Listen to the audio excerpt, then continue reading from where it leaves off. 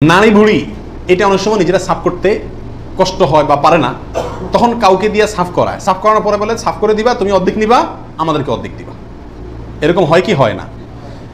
তাকে নারী ভুঁড়ির অংশ দিলেন অথবা পশুর গোশতের অংশ দিলেন, এটা জায়েজ আছে কিনা?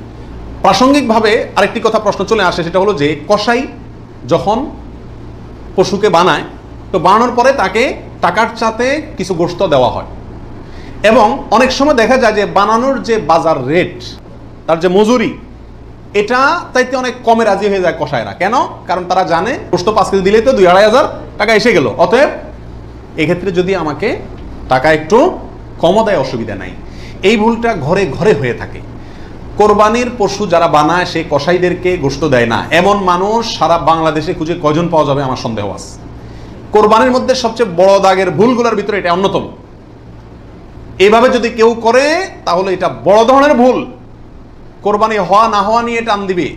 নবী আলাইহিস সালাম পরিষ্কার ভাষায় বলেছেন যে তোমরা কসাইকে, জাজ্জারকে কোরবানির পশুর কোনো কিছু দিবা না, তাকে আলাদা টাকা দিবা, তার মজুরি যেটা সেটা দিবা।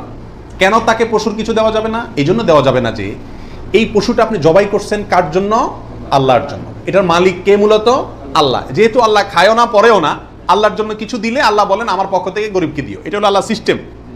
কিন্তু কোরবানির ক্ষেত্রে শুধু ব্যতিক্রম, আল্লাহ বলেছেন ঠিক আছে আমার জন্য দিছ, সবকিছুই গরিবকে দিতে বলি, এটা তোমার খাইতে দিলাম আমি।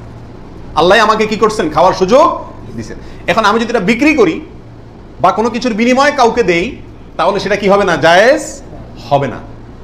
কোরবানির পশুর গোশত যদি আপনি জাজ্জারকে দেন, কসাইকে দেন, তাহলে কেমন জন্য আপনি তার পরিশ্রমের বিনিময়ে তাকে এই অংশটা তাকে বিনিময় হিসাবে দিলেন, পারিশ্রমিক হিসাবে দিলেন, তাহলে বিক্রি করার মতো হয়ে গেল। এই জন্য কি হবে না? এটা জায়েজ হবে না। কসাইকে শুরুতে সাপ বলে দিতে হবে যে ভাই গোশত পাবা না, কত টাকা নিবা সাপ বলো, তুমি সে আশা করে বসে থাকিও না, 2 টাকা বেশি নাও, কিন্তু আমি তোমাকে গোশত টোস্ত বা কোনো কিছুই দেবো না। তবে হ্যাঁ, কসাই যদি আপনার প্রতিবেশী হয়, আপনার আত্মীয় হয়, অথবা অন্য গরিব মানুষ হয়, অন্য 10 জন গরিবকে যে পরিমাণ দিতেন তাকেও সে পরিমাণ দেন, তাহলে সমস্যা নেই, ওইটা ঠিক আছে। কিন্তু অন্য গরিবদেরকে দেন আধা কেজি করে, তারা দেন 5 কেজি, সমস্যা আছে।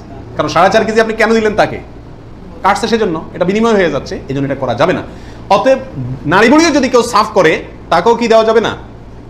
ওই নারী বুড়ির সাফের বিনিময়ে নারী বুড়ির অর্ধেক বা গরুর কোনো অংশ তাকে দেওয়া যাবে না। সাফ করলে সাফের বিনিময়ে তাকে ক্যাশ টাকা দিয়ে দিবেন। কথা বুঝতে পারছি?